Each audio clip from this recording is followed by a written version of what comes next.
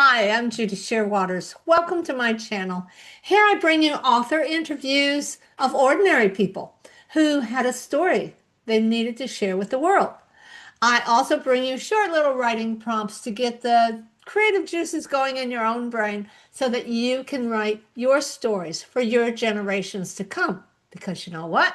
You have a story to tell. Let me help you tell it. A couple weeks ago, I was looking around for other children's book authors to connect with. I've written two, three, counting my middle grade mystery book, children's books recently. And so I'm kind of going over into that genre. And I wanted to connect with some other children's book authors to see what they were doing for marketing.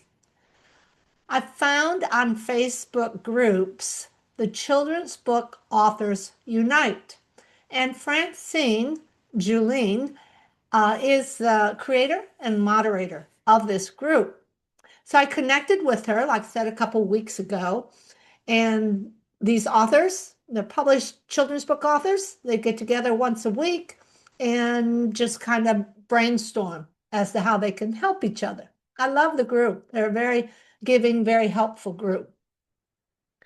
So, in talking with Francine, getting to know her a little bit better, I found that she did base her latest children's book on a section of her memoir. She had some insecurities as a child, and so she is using that to help other children. Let me introduce you through her bio to start with.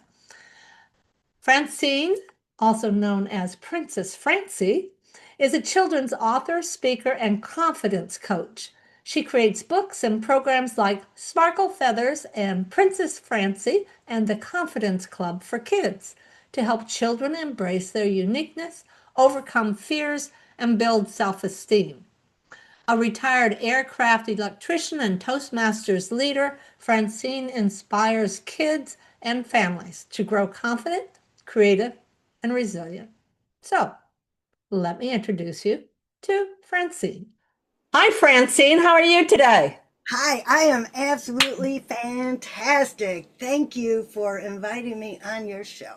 Oh, of course, of course. I just, like I was telling my audience before you came on, I just recently met you, but I'm excited that you agreed to let me interview you. Yeah. My people, my audience, all, they think writing memoir is you only do it in one way, but there are so many different formats for memoir. But before I get into that, let me ask you, when did you start writing and what encouraged you to write your first book? I was getting ready to retire from my 33 plus year career as an aircraft electrician for the military. Ah. And that was quite an identity crisis for me. I was a female aircraft electrician. Hmm. What do you do after that? So I started trying to build a business. I just knew I did not want to go into the corporate world. I thought that's what I wanted, and that's what I was leading up to. I got my MBA. I was working on a doctoral degree to either work in higher education or in the corporate world. And then I decided, you know what? This does not make me happy. There you go. But I had no idea what would. So I found essential oils and aromatherapy, and it completely just changed my whole perspective on life. And you know how it gets when, oh my God, I'm so excited, I need to tell everybody.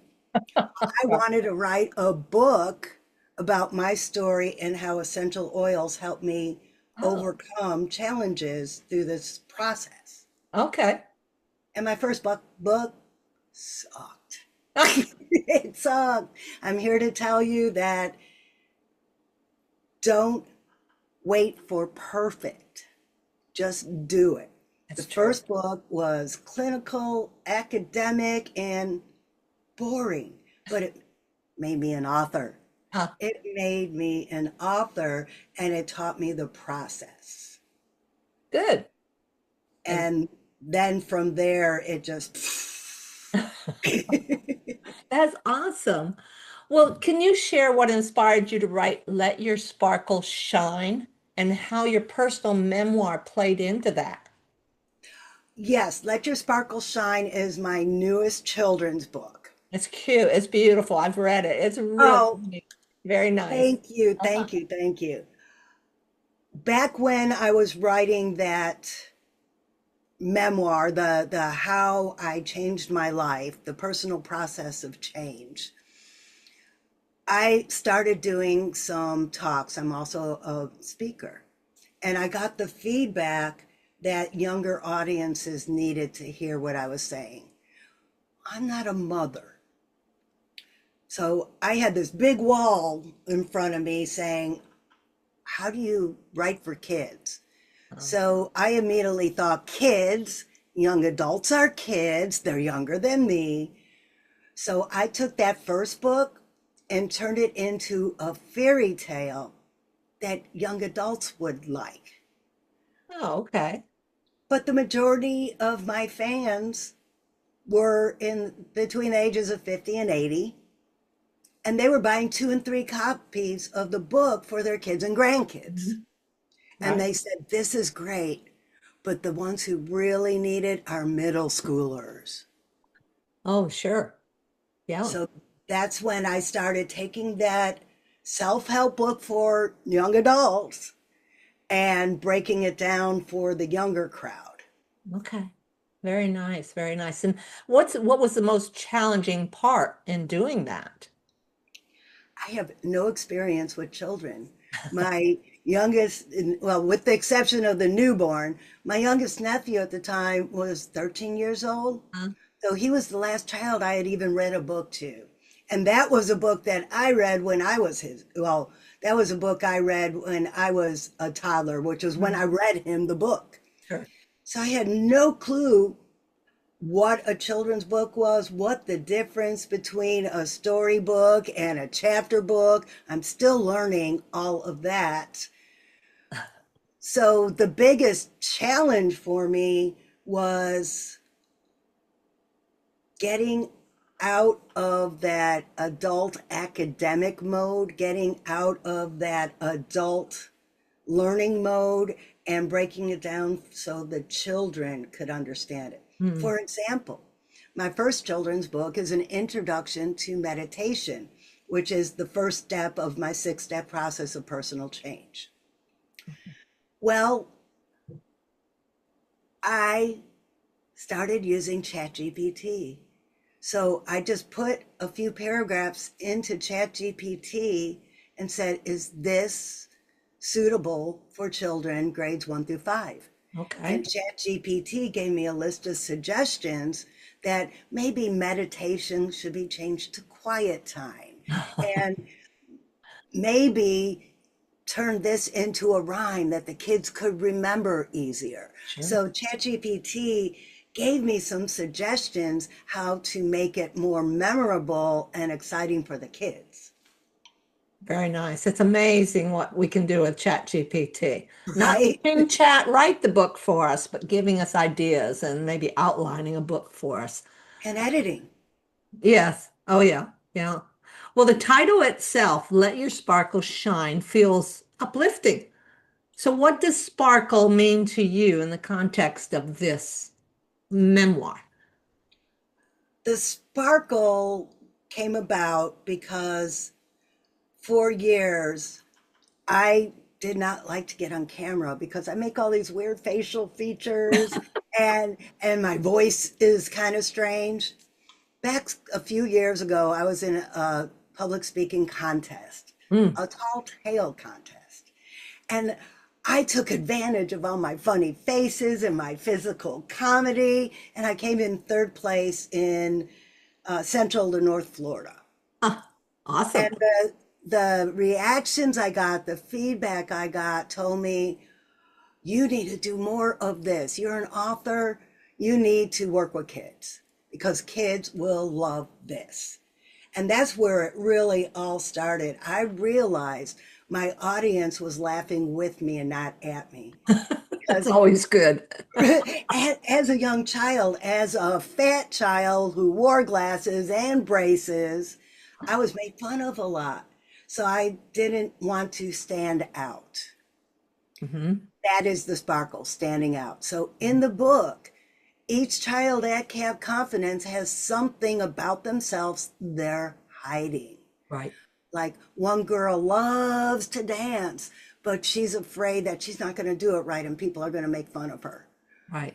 Lola, let your sparkle shine. Or one little boy, he gets so excited that people tell him to calm down. Well, no, getting excited and passionate, that's your sparkle. Yeah. Let your sparkle shine. Very nice. So that it actually comes from your insecurities when you were a child. Everything I Great. write about stems from my childhood and or one of my coaching clients. Okay. But I wrap it up in a little package so no one knows who I'm really talking about. Yeah. Yeah. When people write a full memoir, they have to throw away, so leave some of the stuff on the floor. They can't put everything in. How did you pick and choose what you wanted to use in your book? There are some stories in my life that are so profound that they either made me who I am today or Mhm. prevented me from being who I am today at an earlier age. And those are the messages that I want to get out to the kids. Mhm. Okay. So, and it all stems from negative childhood programming. I have a podcast called Parents Talk, which is all about tips for raising confident kids. And we talk about that negative childhood programming a lot. Yeah. And mine, the one realization I came to that changed everything for me was my aunt told me when I was around 7 years old, you'd be such a pretty girl if you just lost some weight. Oh, Well, what did she tell me? She told me you're not pretty yeah. and that, nobody's going to like you because you're not pretty and you're fat. So my whole life, I was an 8-year-old on Weight Watchers. Oh My my goodness. whole my whole life I spent thinking that if I could just lose 20 pounds, everything would be better. I lost 100 and I still wasn't happy. And that's when I realized it was that negative childhood program instilled in my brain before the age of 8 years old that dictated how I ate, how I lived my life, how I saw myself in the mirror. And that if I could help parents realize that some of the things they tell their children Mm. is counterproductive to their child's happiness, Yeah. then maybe we could break that cycle and the next generation won't need the self-help industry. Mm. Yeah, definitely. Did you ever hesitate, or was there any hesitation when you wrote this as to maybe wondering what people would think of you in writing this type of book? Or, I mean, of course, it's not blatantly, it doesn't really come out as though it's based on your life, actually. But did you ever have hesitancy in putting this out? The first book, yes. Okay. The first book I did because I bared my soul going through this change process and I wasn't fully through it yet. Hmm. But now I'm over it. Now I could honestly say, I'm me. I'm happy with who I am. And if you don't like what I'm doing, then I'm just not for you. The people who need my message will find me. The people who resonate with my message will stick with me. So in saying that, who is your audience? Who are you marketing it to? My audience is parents, grandparents, caregivers, educators who are looking for ways to help children with self regulation Hmm. and feeling comfortable with themselves. Okay. All right. Very good. Very good. Um, how did you decide on the book cover? Did you have an illustrator or how's that? I have worked with illustrators. I've tried to do my own, but how did you come up with that and who helped you? Well, Perfect Publishing is my publisher, and through Perfect Publishing, I got my illustrator, Dakota Winstead, who is amazing. Mhm. And after he does the illustrations, we go through and find the one picture where every character is doing something cool, and then that becomes the cover. Ah, okay, okay. Did you actually you sent him the manuscript and he came up with it in the pictures, or did you guide him all along the way? Yes, and you you see this guy right here? Uh-huh. That's Sparkle Feathers. He's the main character, Sparkle Feathers and Princess Francie. Princess Francie is my inner child, Uh-huh. and they take the kids in Camp Confidence through these journeys. Okay. Each book is a day at Camp Confidence. So the first book, I gave him word salad because I met Sparkle Feathers in a meditation. So I'm meditating and I just saw this vision. And then I had to describe this vision to the illustrator. And at first he had something that looked like Daffy Duck. And I said, no, change this and this and this. And then finally we came up with Sparkle Feathers. Okay. And then, like Princess Francie has a weight problem. He needed to make her chunkier. And he would come up with initial ideas and then we would refine it. Okay. All right. How did you find I'm just recently getting to know Ken from Yes. Perfect Publishing. How did you find Perfect Publishing? I was on a podcast, a veterans podcast, Hmm. telling you the story about how my first publisher wasn't working out. I was in the process Hmm. of this publisher not working out. And he said, oh, you need to talk to my publisher. That was it. And that was it. How many books has Perfect Publishing helped you with? Perfect Publishing did both of my children's books, and they're going to republish the fairy tale I told you about. Oh, yes. Uh-huh. And I'm also working on an anthology through Perfect Publishing. Awesome. Awesome. Okay.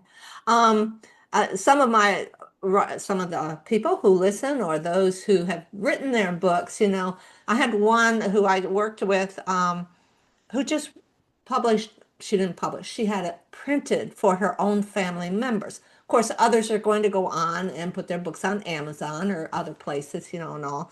But what advice would you give to first-time authors? What was your hardest thing, or what made you, I don't know, I mean, you've written several books now, but what was your hardest thing? Or what would you say to new authors would be their hardest struggle, perhaps? And how would you talk them through it, basically? Imposter syndrome. Ooh, that's a good one, Francine. I love it. I love it. I have Yes. to keep telling myself I'm an author, It's like, Right? Exactly. I have a friend and he has two books out now and he still doesn't consider himself an author. We yeah, keep saying, RJ, you're an author. You've not only written two books, but you've sold hundreds of books. You're an author. yeah, you're right. It's awesome. Yeah, when I grew up, I want to be an author, even though you have so many books already written. Yeah. But so looking back, what was the writing and publishing of this book, especially The Sparkle, because it was more memoir based? Uh, what has that done for you? How has what's it taught you about you? I could tell you that each book I write has been cathartic Hmm. because when you write something truth-based about you, just the act of writing it down brings back memories. Hmm. Yeah. For instance, in the first book, the kids go down the hall of the magic hall of mirrors, and that's the journey of meditating. And Princess Francie sees herself falling off a horse. Now the book starts because she's sad and lonely because she has a scar on her face and she's afraid to go to school. Oh, Well, she sees herself falling off the horse. And well, I got my scar from a dog bite, but I did fall off a horse like Princess Francie, who got the scar falling off the Mhm. horse. And then she saw herself as the fat girl in the third grade and how the kids made fun of her. So through that process, I remembered sitting on the tack in the third grade and not feeling it, and all the kids making fun of me. Well, the tack stuck in the seam of my pants, but they said my butt was so big I couldn't feel Oh it. no. So there was that.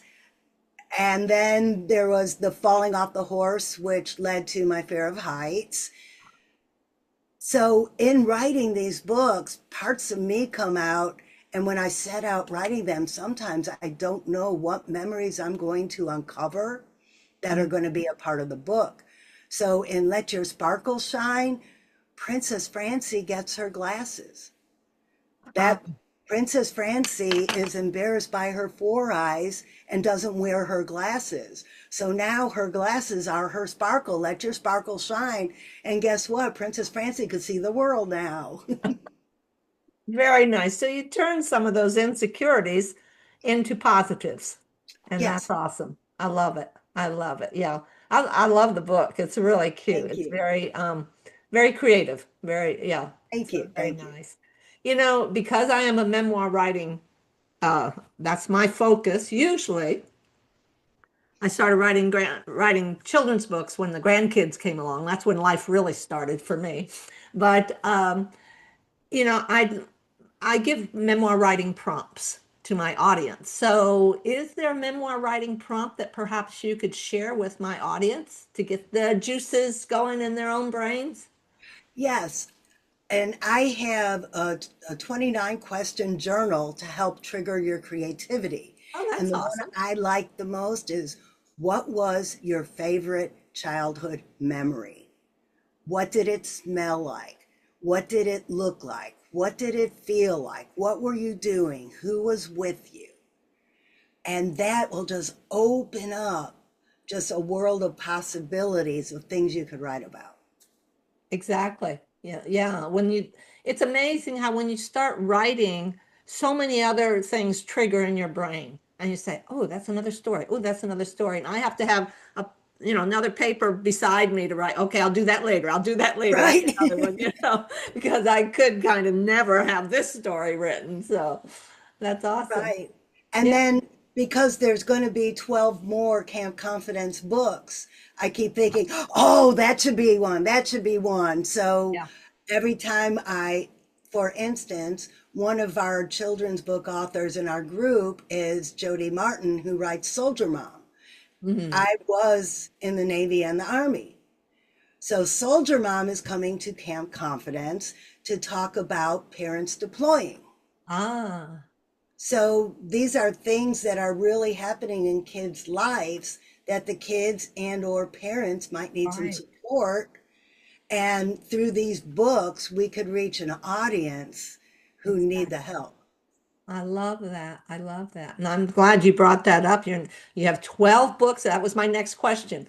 What's next? So you have 12 books in all in this series that's coming. No, there's going to be 14 in all, Oh, 12 okay. more, 12 more coming. 12 more. Well, most camps are 2 weeks. So in Camp Oh, of Confidence, course. each day of camp is a new book. Oh, okay. That sounds good. So when do you think your next one will be out? I am shooting for January. Right Okay. now, the illustrators backed up, so either I'm waiting on the current illustrator or waiting for a new illustrator to get trained. Very nice. Very nice. And so all of them will have the continuity of the same characters through. Exactly. Yeah. And the goal, my ultimate goal is in the 14 books, there's going to be 52 characters, which will in turn be a deck of cards for the kids to play with. Oh, and then you'll develop a deck of cards to go with the book? Correct. One card for each character. That's awesome. I love it. Love it, love it, love it. All right, very good. Well, this has been fun, Francine. Is there Yes. anything else you'd like to leave with my people, my audience? Is there any other great advice other than just have a great day? Well, some other advice I'd like to share is I have a world going on in my world. because I am a public speaking coach, I am a writing coach, and I do the children's programming. If any of this interests you, please follow me on Facebook so we could connect. I Definitely. love connecting with my audience. And if you are a parent, a grandparent, an educator, or a caregiver, let me know what's on your mind and how I could write a book to solve your problems. Oh, that's a great idea. Well, I will put all of your contact information in our show notes, and so they'll have all those links. So I'm so glad I met you, Francine. It's Yes, like it's just been a week or two that I've known you, right. but I'm so glad that we were able to connect, especially in this way. And I look And forward to Judy, hearing your podcast too. oh, So thank you. And Judy, thank you so much for joining Children's Authors Unite. yes, I'm excited about that. I really wanted to unite with other children's authors, so I just locked down that one, and I'm excited about being there. So, and we're going to be both on that International Smile Day, Smile-a-thon. That's right, the Smile-a-thons this week. Yeah, I think I kick it off at 8:24 in the morning. All right. Yeah. All right. Well, we'll see you there. Thank All you so right. much. Thank Have a you. great day. I really enjoyed interviewing Francine. She brings so much excitement to an interview as well as to her books.